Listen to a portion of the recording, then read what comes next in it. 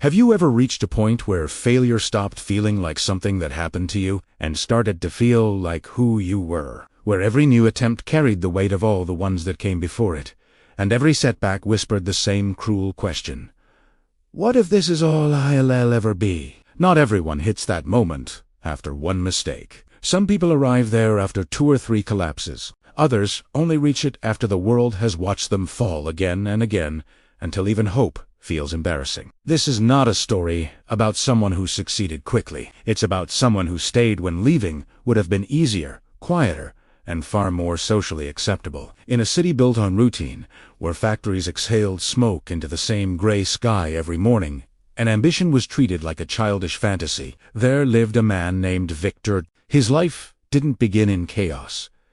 It began in comfort, not luxury, but stability. His father owned a modest printing shop, the kind of business that paid bills on time and taught you that consistency mattered more than dreams. Victor went to school, went to college, followed the expected path. From the outside, nothing was missing, but inside him, something refused to settle. Ordinary felt like a cage. He didn't want to inherit safety. He wanted to create significance. At 22, with a degree still warm in his hands and confidence he hadn't yet earned, Victor launched his first business. A small store selling phone accessories opened at the exact moment he believed technology was about to explode. He imagined crowds, growth, momentum. What he didn't imagine was silence. 8 months later, the doors closed. Inventory sat on $15,000 vanished.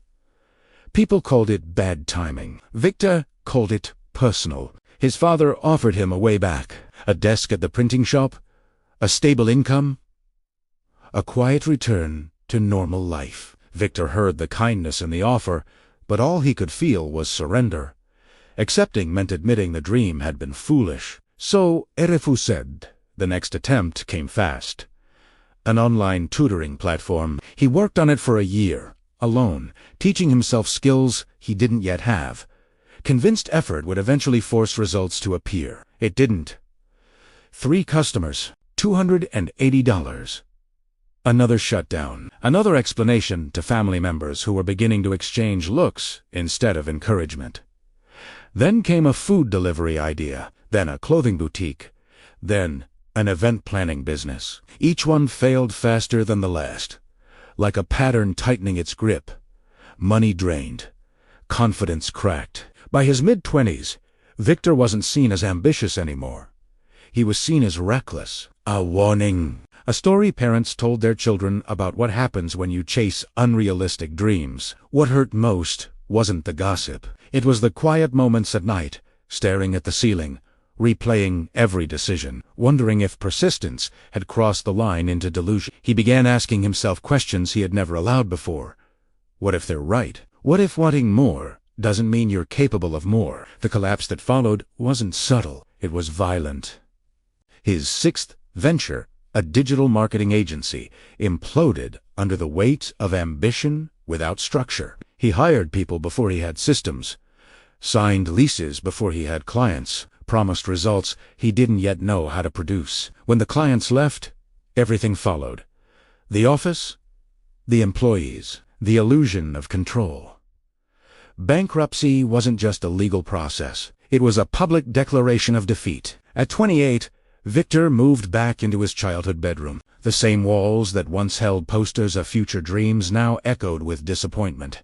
His father grew distant. His mother cried quietly, behind closed doors. Victor sent out resumes and received rejection after rejection, each one confirming the story he feared was true. And yet, one night, alone in that room, surrounded by reminders of who he used to be, Victor made a decision that made no logical sense. He chose to try again, not because he was confident, not because he felt ready, but because quitting forever felt heavier than failing one more time. He promised himself this would be the last attempt. Not for the world, for his own dignity. This time, he took a job he never imagined he'd need, waiting tables at a high-end restaurant. Night after night, he served people who spoke casually about deals worth more than he had lost in his entire life. He listened. He observed. He learned silently, while carrying plates and swallowing pride. One evening, a regular customer noticed him, an older man with calm eyes and the posture of someone who had seen both success and ruin. He told Victor something no one had said before. Not encouragement, not pity, recognition. He saw curiosity, awareness, hunger. When Victor admitted his failures, expecting judgment, the man smiled. Not with sympathy, but familiarity. He shared his own story. 11 failed businesses, lost homes, sleeping in cars, nearly losing his family. And then, finally, something worked. The next morning, before the city woke, Victor stood outside that man's office. Early, nervous, ready. Inside, among books and awards, there was one frame that mattered most, a list of failures crossed out in red, not hidden. Displayed, a reminder that success wasn't a personality trait.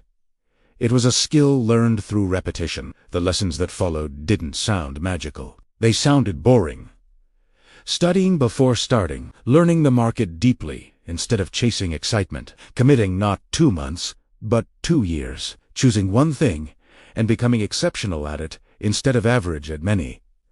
Foundations before walls. Victor didn't launch immediately. Learn. For 3 months, he absorbed everything about one narrow service in one narrow industry. No applause, no income, just preparation. People assumed he was wasting time again. When he finally launched, it was small. One client, $500. Barely survival. The months that followed tested every promise he had made to himself. Progress crawled. Clients left. Doubt returned. But this time, Victor didn't interpret suffering as failure. He recognized it as the process. Then, slowly, something shifted. Clients stayed. Results compounded. Referrals appeared. Momentum, real momentum, replaced hope. At 18 months, the business stood on its own feet. Profitable, growing, stable.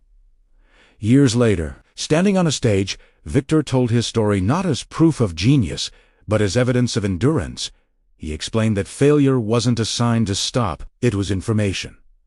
Tuition, the cost of becoming someone capable of handling success. He said the difference between his 7th failure and his 8th success wasn't luck. It was preparation, patience, and focus applied long enough to matter. And if you're listening to this now, maybe you're standing where Victor once stood. Tired. Doubting.